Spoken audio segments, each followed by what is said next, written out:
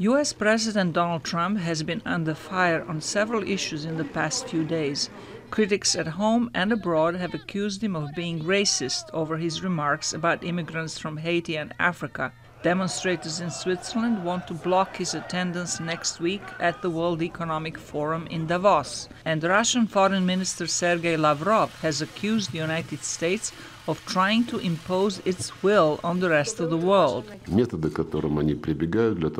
They use a number of these methods, from deploying a global missile defense system to unilateral sanctions, to the extraterritorial use of their own legislation, or threats to resolve any international problems solely according to their own scenario.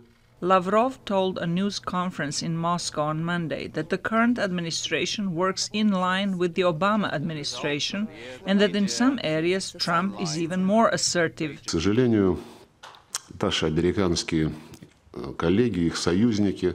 Unfortunately, our American colleagues and their allies still want to do business solely on the basis of issuing ultimatums and do not want to listen to the views of other centers of world politics.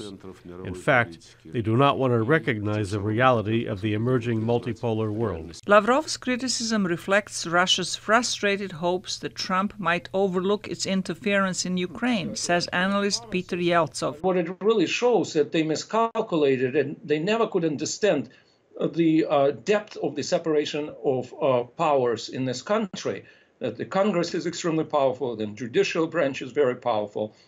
And in the end of the day, even Donald Trump himself maybe wasn't that much inclined to improve the relations with Russia drastically.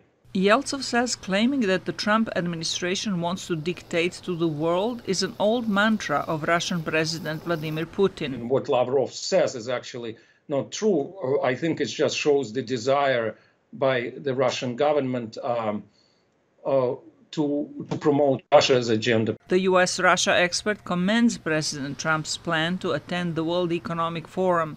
Trump has long disagreed with globalization and free trade promoted in Davos meetings, and he may be able to broaden the discussion, says Yeltsov.